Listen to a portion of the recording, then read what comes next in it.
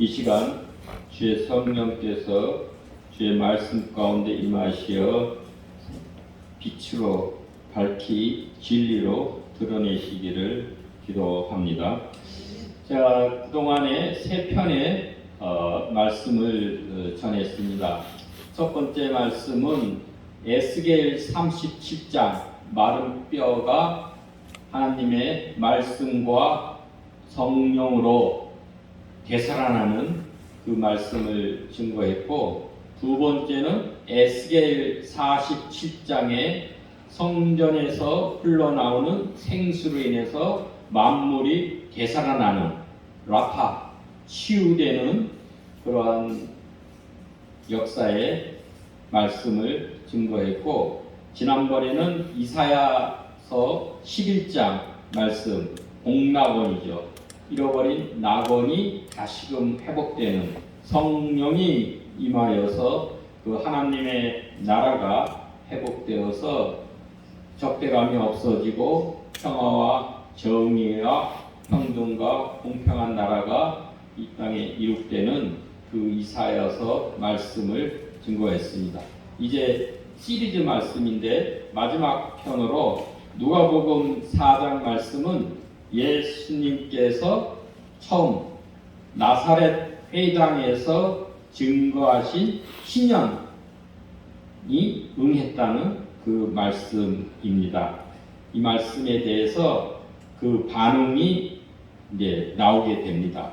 그거는 이제 하나씩 본문을 통해서 살펴보도록 하겠습니다. 누가복음 3장에는 예수님께서 성령에 이끌려 마귀에게 유대 광야 시험산에서 시험을 받으신 후에 예수님께서 나사렛 회당에서 안식일에 이사야의 글, 이사야 61장의 신년 말씀입니다. 그것을 읽으시고 예수님으로 말미암아 오늘 너희에게 신년이 성취되었다라고 선포하신 말씀이 21절까지입니다. 그 후에는 그 말씀을 들은 나사렛 사람들, 예수님의 고향 사람들의 반응이 나오게 됩니다. 우선 14절을 한 절 우리 같이 보면서 읽겠습니다. 성경을 많이 보고 읽고 듣는 자가 또 지키는 자가 복되다고 했습니다.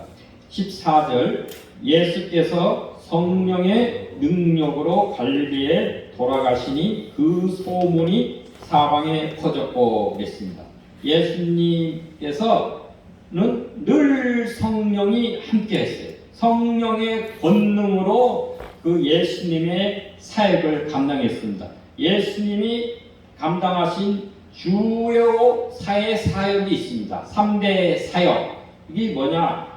여기서 말씀하신 대로 가르치는 것. 여기서는 회당에서 가르치셨다. 물론 회당에서만 아니라 빈들에서도 가르치시고 또 성전에서도 가르치시고 그랬습니다. 예수님의 큰 사역은 가르치는 사역, 즉 교육 사역입니다. 두 번째는 천국 복음을 전파하시고, 우리 마태복음에 보면은 4장 23절에 보면 예수님의 3대 사역이 기록되어 있습니다. 천국 복음을 전파하시고, 뭐예요? 전도하셨다는 겁니다. 예수님은 교육하시고 전도하시고 그 다음에 하신 사역이 고치시는 사역, 치유 사역입니다. 회복해 하시는 사역, 이 세 가지를 예수님께서 중점적으로 다니시면서 행하셨습니다. 이 말씀은 뭐냐? 오늘날 우리 교회도 무슨 사역을 중점적으로 해야 되느냐? 예수님이 행하신 3대 사역, 교육, 가르치는 사역, 복음을 전도하는 사역, 또한 치유, 회복해 하는, 백성들을 회복해 하는 치유의 그 사역을 오늘날도 우리가 중점적으로 행해야 될 줄로 압니다.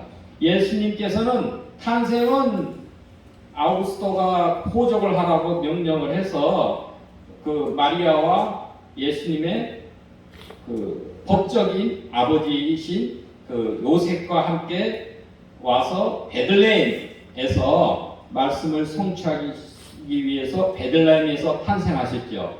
그러다가 헤롯 대왕이 그 유대의 왕이 태어났다라는 얘기를 듣고 그거를 2살 이하의 어린아이들을 다 살해하려고 했을 때 천사가 주의 사자가 요셉 꿈에 나타나서 이집트로 애굽이죠. 피난 가라 했습니다. 그래서 예수님과 그 어머님, 아버님 함께 아기 때 바로 이집트로 가서 계시다가 그 다음에 그 헤롯 대왕이 죽고 나자 다시 천사가 말씀하시기를 다시금 이제 그 대왕이 헤롯이 죽었으니까 이제 유대로 가라 말씀하셨어요. 근데 아켈로가 그 베들레헴 아켈로가 악한 그 헤롯 대왕의 아들이죠. 아켈로가 다스리고 있어서 그걸 두려워하니까 그래서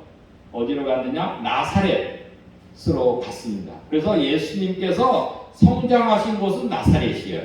예수님께서 태어나신 곳은 베들레헴이고 예수님께서 어린 시절부터 성년이 될 때까지 자라나신 곳, 성장하신 곳은 나사렛이에요. 그래서 예수님의 닉네임 중에 하나가 나사렛 예수다 이렇게 말씀하시죠. 그 갈릴리 북쪽의 나사렛 예수예요. 그러니까 여기 나사렛은 예수님이 성장하시는 그 고향이라고 볼 수 있죠.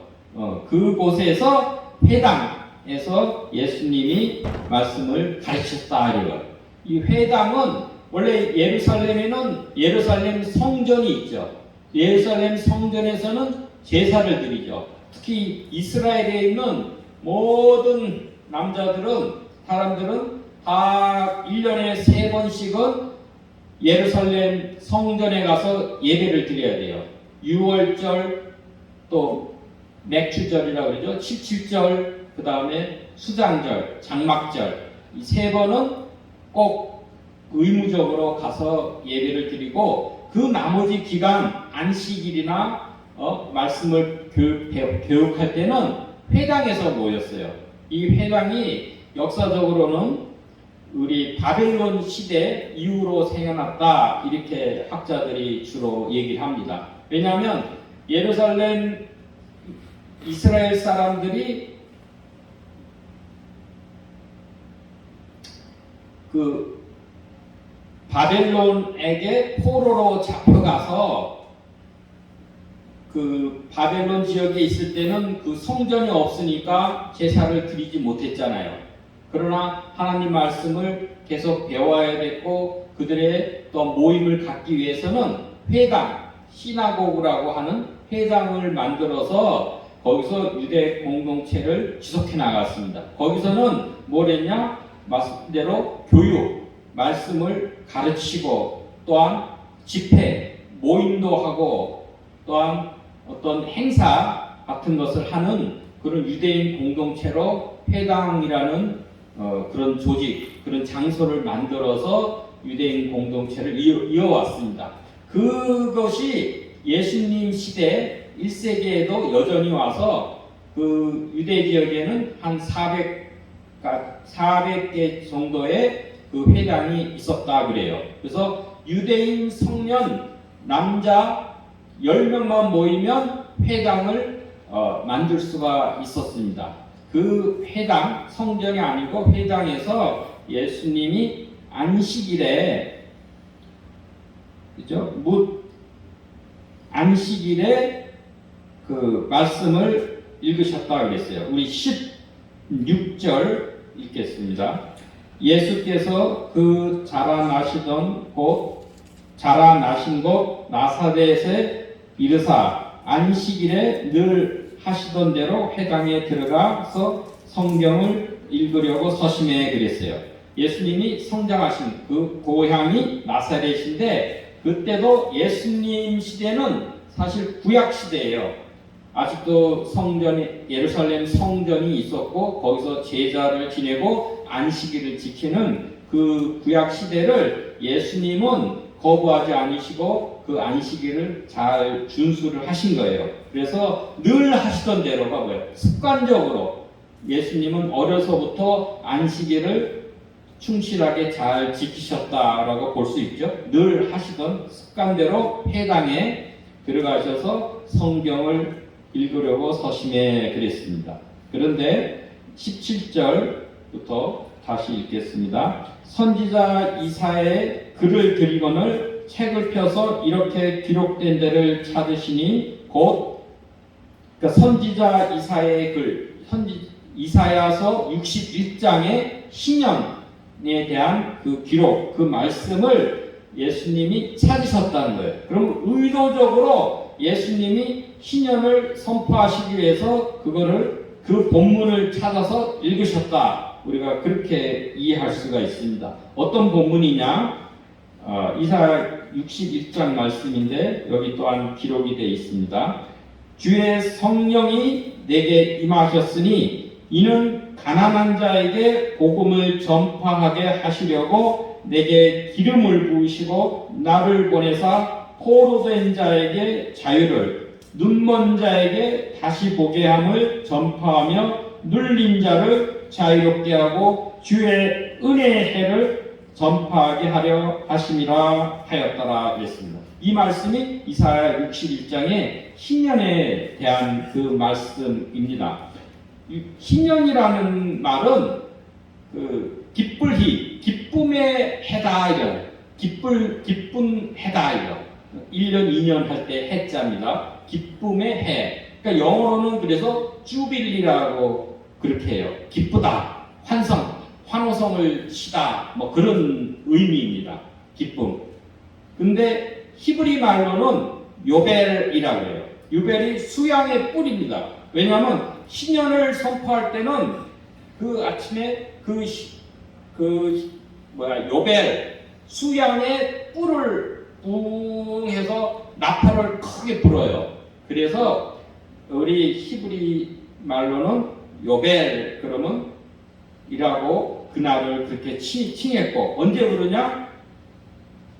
우리가 안식년을 7일 우리가 7일 다니죠. 그러니까 안식일은 이제 7번째 날이 안식일 7일이고 1년, 2년, 3년, 4년, 5년, 6년 다음에 7년 그게 안식년이에요.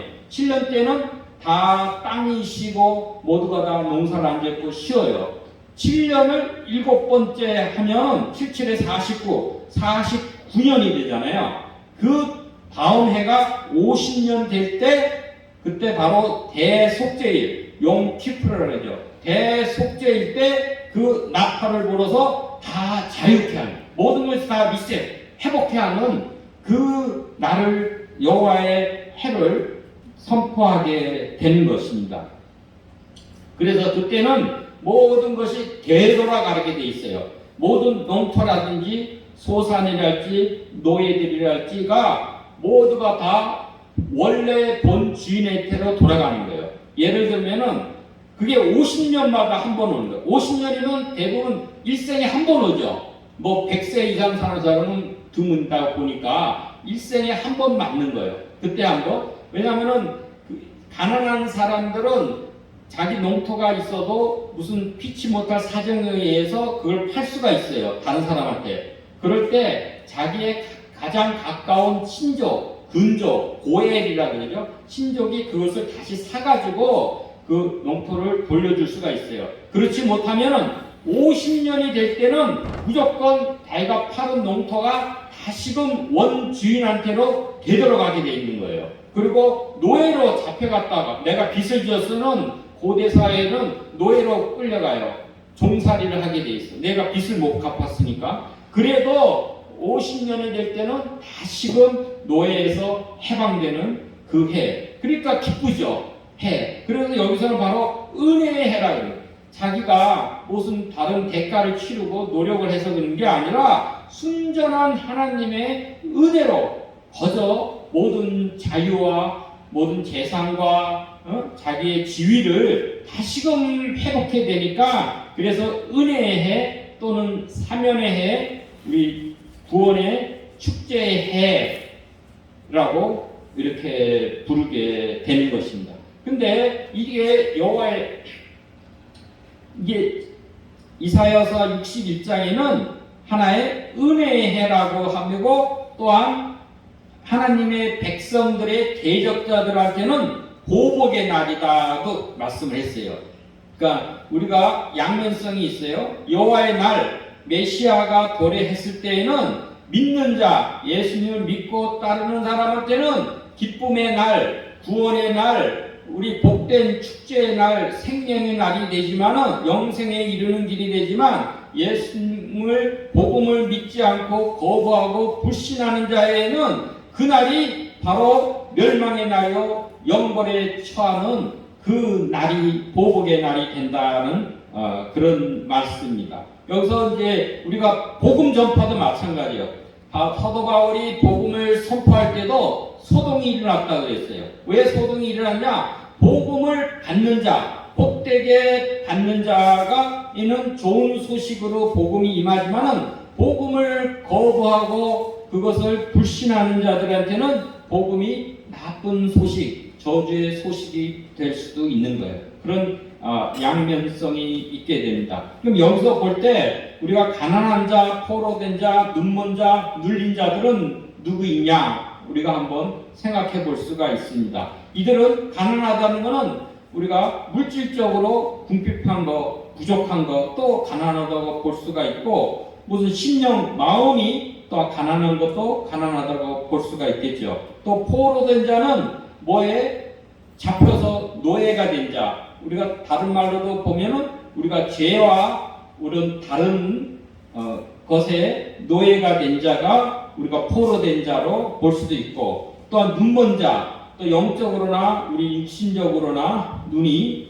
먼 자, 장님으로 볼 수도 있고 눌린 자, 모든 억압에서 억압된 상태에 있는 사람도 볼 수 있어요. 그래서 이들을 다른 말로 얘기하면 물질적으로 궁핍한 자, 사회적으로 약자, 또한 소외된 자, 변두리, 주변인, 비주류 이런 분들을 우리가 가난한 자, 포로된 자, 눈먼 자, 눌린 자라고 우리가 볼 수도 있습니다. 이들이 마치 광야 빈들에 홀로 서 있는 자, 예수님이 누가복음 사역에도 오병이어 기적을 행하시기 전에 빈들에 있는 그들을 대중 무리들이죠. 오클로스 백성들을 볼 때 불쌍히 여기셨다. 그러니까 빈들에 홀로 서 있는 자 그들도 또한 우리 오클로스 이런 사람들도 우리가 이들이라고 볼 수가 있습니다. 또한 우리가 억압과 결핍의 고통 중에서 자신에게는 소망이 없음을 알고 하나님을 의지하고 소망할 수밖에 없는 자, 또한 어린아이와 같은 자, 낮은 자, 겸손한 자, 죄와 죽음의 올무에 갇힌 자, 영적 장님 이렇게도 볼 수가 있겠고 또한 자기의 비움, 캐노시스죠. 자기의 비움을 실행해서 성령과 복음으로 채우고자 열망하는 자, 우리가 갈급한 자에게는 체험의 역사가 있습니다. 시편에 사슴이 신의 물을 찾기에 갈팡같이라고 또한 되어 있고 우리 계시록 22장에도 목마른 자는 와서 값없이 생수를 받으라 그랬어요.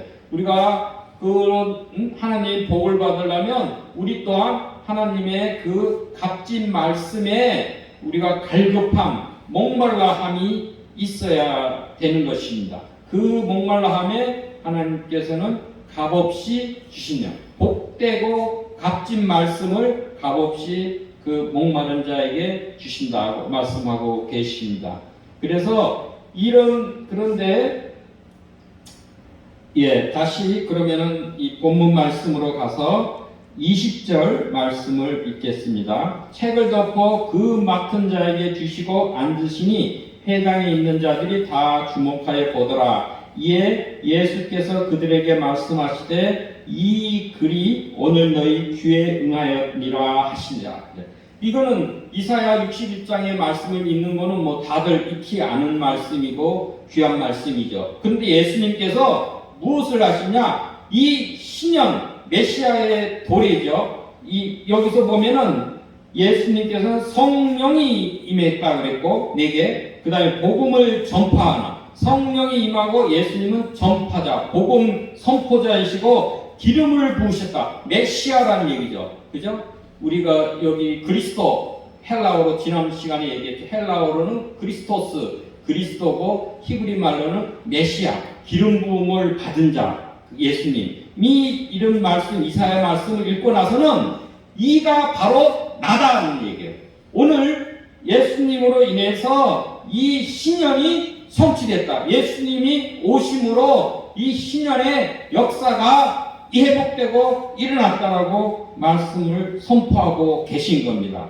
그때 22절에 보면은 그들이 다 그를 증언하고 그 입으로 나오는 바 은혜로운 말을 놀랍게 여겨 이르되 이 사람의 요셉의 아들이 아니냐. 여기서 이제 나눠지는 거예요.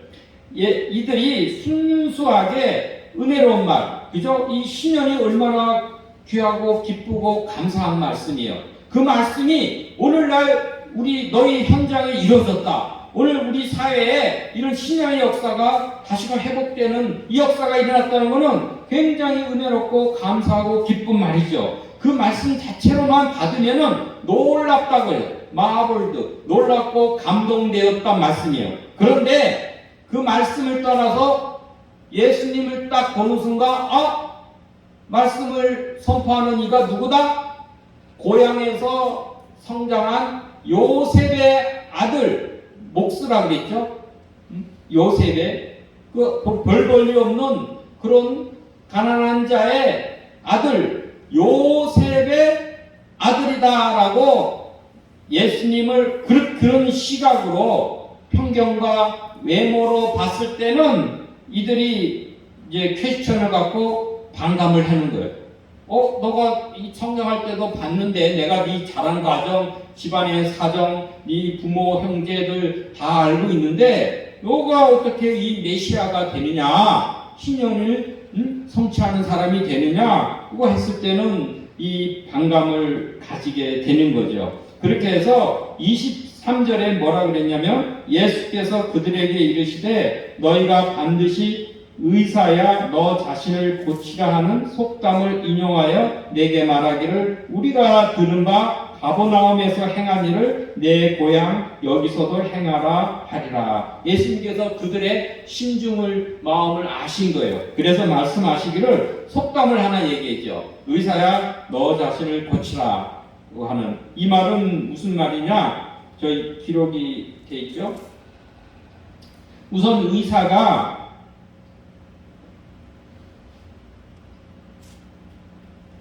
자기 자신을 먼저, 여기는 남을 돕는다고 하는 사람은 먼저 자기 자신을 돕는 것이 다른 순서다 하는 거예요. 의사가 너 자신도 제대로 못 고치면서 남들을 고치려고 하느냐, 자기 자신도 제대로 돕지 못하면서 남을 도우려고 하느냐라는, 이게 뭐냐면 예수님이 우리 14절에 보면 갈릴리의 소문이 사방에 퍼졌다 그랬어요. 예수님이 가버나움에서 주로 사역을 많이 하셨어요. 그래서 가버나움에서 많은 이적과 기적과 아까 예수님의 3대 사역, 그죠? 가르치시고 복음을 전파하시고 치유하시는 그 이적과 기적과 그 일을 많이 가버나움에 하셨어요.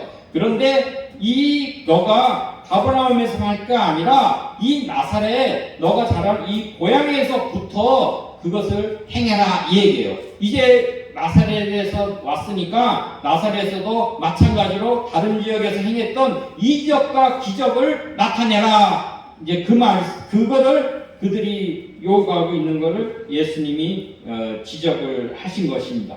24절에 보면 또 이르시되 내가 진실로 너에게 이르노니 선지자가 고향에서는 환영받는 자가 없느니라 그랬어요. 왜냐하면 다 어렸을 때부터 자라나서 정말 메시아로 새로 기름 부음을 받은 자, 성령을 받은 자, 또한 하나님의 말씀을 선포하는 자로, 선지자로 여기지 아니하고 어렸을 때부터 그냥 자란 요셉의 아들로 그렇게 생각하니까 그런 감동과 그 순수한 그 말씀에 대한 그 수용이 되지 않는 것입니다. 그래서 예수님께서 어떤 이제 그 얘기로 풀어가시냐면, 이게 이제 구약 말씀이죠. 25절, 내가 참으로 너에게 이르노니 엘리야 시대에 하늘이 3년 6개월간 닫히어 온 땅에 큰 흉년이 들었을 때 이스라엘에 많은 과부가 있었을 때 엘리야가 그중 한 사람에게도 보냄을 받지 않고 오직 시돈 땅에 있는 사렙다 한 과부에게 뿐이었으며, 또 선지자 엘리사 때에 이스라엘에 많은 나병 환자가 있었을 때 그 중에 한 사람도 깨끗함을 받지 못하고 오직 수리아 사람 나만 뿐이었느니라 그랬어요.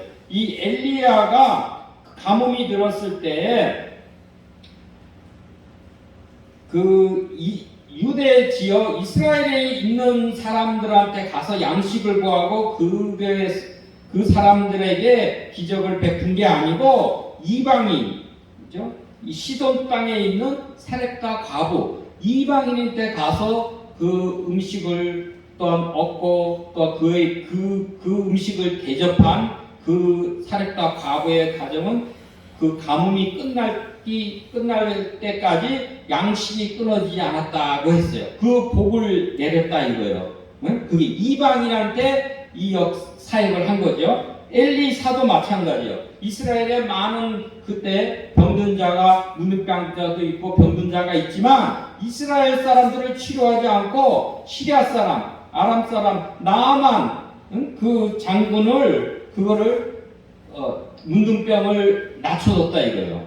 이게 그 사역을 얘기해요. 이방인한테 이런 엘리야나 엘리사가 그 사역을 했다. 왜 그러겠어요? 유대 땅에는 그 말씀을 받을 만한 그런 믿음이 있는 자가 없는 거예요. 그래서 이런 일을 해야겠다 이거예요. 그 얘기를 듣자 28절에 회당에 있는 자들이 이것을 듣고 다 크게 화가 나서 일어나 동네 밖으로 쫓아내어 그 동네가 건설된 땅 산 낭떠러기까지 끌고 가서 밀쳐 떨어뜨리고자 하되 예수께서 그들 가운데로 지나가시니라 라고 하는 오늘 말씀입니다. 이것을 듣고 그들이 화가 났다. 왜 화가 났겠어요? 자기들은 유대인들은 뭐예요?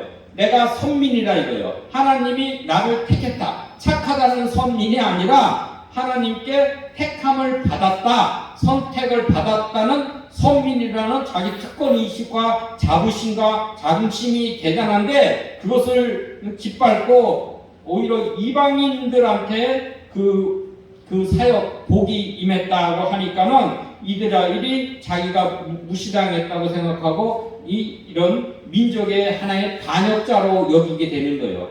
이거를 왜냐하면 자기한테 고향에 와서 이게 기적과 이적과 이 병자를 치유하는 그런 사역을 해서 이 자기들 고향 사람들을 잘 돌봐줘야 되는데 그것을 안 하고 예수님께서는 이방인들 다른 지역만 하고 자기 지역에 있는 사람들을 무시했다 이렇게 하니까는 그것이 화가 나서 오히려 민족의 반역자다 그런 선민을 그거를 인정하지 않았다 이렇게 해가지고 유대 그때 전통대로 반역자들은 낭떠러리에서 밀어서 떨어뜨려 죽이게 돼 있어요.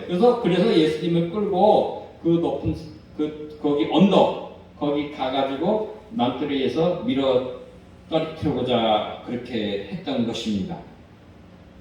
그래서 우리가 복음을 할 수 있는 건 받을 때 어떤 복음에 대한 인식과 반응이 하느냐가 중요한 겁니다. 복음은 하나의 부르심에 있을 때 우리가 믿음으로 그걸 받으면 자기한테 복이 되고 영생이 되지만은 그 예수님 하나님의 그 복음의 초청에 자기가 거부했을 때는 그것이 불신과 거부가 됐을 때는 그것이 자기한테는 오히려 저주와 영벌이 되게 멸망하게 되는 것입니다. 그래서 여기 이사야 61장의 그 말씀에서는 이스라엘을 하나님께서 의의 나무로 심으신 목적이 뭐냐? 하나님의 제사장이 되고 하나님의 봉사자가 되어서 정의가 세워지고 역대 황폐되었던 것이 재건되고 열방에는 복의 근원이 되어서 영원한 기쁨과 언약을 맺는 하나님께 복받은 자손임을 증거해야 된다라고 이렇게 우리가 61장에서 이사야서 61장에서 알 수 있는 거예요. 그래서 이게 바로 하나님이 아브라함에게 주신 복입니다. 아브라함이 복의 근원, 복이 돼서 그래서 너만 복을 받고 끝나는 것이 아니라 너로 인해서 열방, 만민, 많은 백성들, 다른 나라 사람들까지 다 복을 받게 하는 것이 바로 아브라함에게 하나님이 복을 주신 목적이기도 합니다. 그래서 하나님의 그 복, 먼저 선택을 받은 그러한 사람들은 하나님의 복음의 제사장, 신실한 복음의 제사장이 되고 또한 진실한 복음의 봉사자가 뭐예요? 복음의 증인이 되는 것이죠. 되어서 우리 그 하나님의 그 뜻과 그 나라를 이루도록 우리가 해야 하는 것입니다. 그래서 그 밑에 저희가 하나 써놨는데 이거는 같이 우리 따라 말씀해 주시면 좋겠습니다. 배워서 남주자,